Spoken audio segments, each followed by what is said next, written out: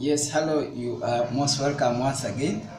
I hope you enjoyed the lesson about the first two quadrilaterals. Remember, we said the quadrilaterals are figures with the four sides, and we're able to look at a rectangle and a square, which is very common from lower classes.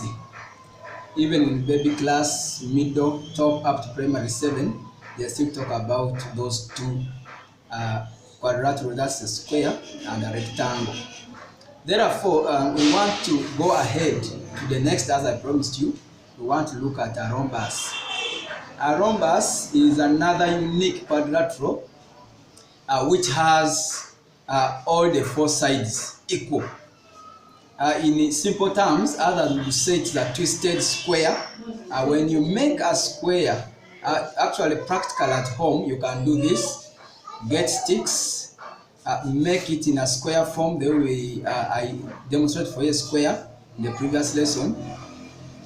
Make it a very good square. Then at the edge, try to press to make sure that the sides move from the original position. So what you will see there is a rhombus.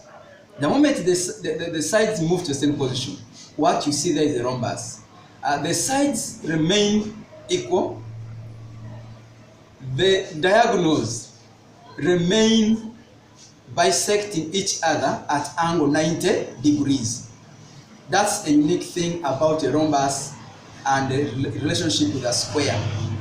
Now, if you look at this diagram we're holding, this is a diagram of a rhombus. You can clearly see that all these sides that are here are equal.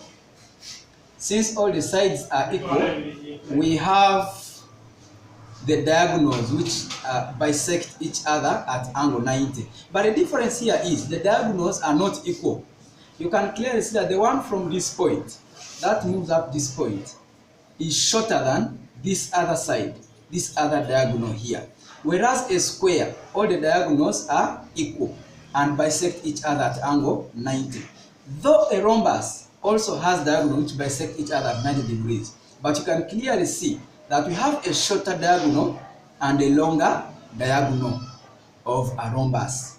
Then the other unique property of a rhombus is the adjacent angles. The one we're talking about are these ones. This angle and this one, they add up to 180 degrees. Those are what we call adjacent angles.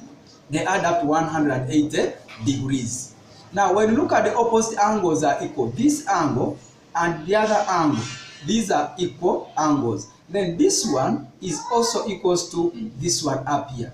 The opposite angles of a rhombus are equal, whereas the adjacent angles, the ones which are here, the ones I'm pointing at here, this angle and this angle, they add up to 180 degrees. Whereas a square had a rectangles, or the one we call right angles, which were 90 degrees. Now, when you destroy that square that I told you to make practical at home, it becomes like this. So the angle 90 degrees is totally destroyed. But still, the property remains that when you add these two angles, these adjacent angles, they give you 180 degrees. A rhombus is very unique, and at primary 7 level, it's always set in many ways, and the child who doesn't learn the properties well may not be able to calculate the area, the perimeter, and to compare it. Remember, in the previous session, I told you the rhombus is also a parallelogram. Why?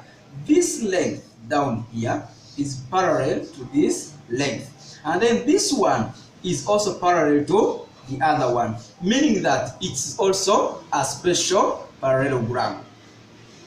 I think there we're moving on well. Don't forget that the angles bisect each other at 90 degrees. The opposite sides of a rhombus are equal. Yes, that one is true, but remember all of them are equal because it's just like a square. So members, I will request that we move on. In the next lesson, we shall look at a parallelogram fully. After parallelogram, we shall look at a kite and a trapezium. Then after which shall come and practically handle lines of folding symmetry. In most cases, children get confused and they fail to understand what lines of folding symmetry are. They think folding, just the matter of folding, they can fold as many times as possible. But we want to know, what are those rules governing lines of folding symmetry? I hope we are very clear there. I appreciate you so much. Continue subscribing and watch these lessons daily. Let the children at home attend, and we still meet again. Those who want to search me on YouTube, you can type Saddam Hussein the Math Facilitator on YouTube. On Facebook, you just write Saddam Hussein, you will get me on Facebook. And I hope for the best as we go on. Thank you, and thank you very much for attending. May the Almighty God bless you.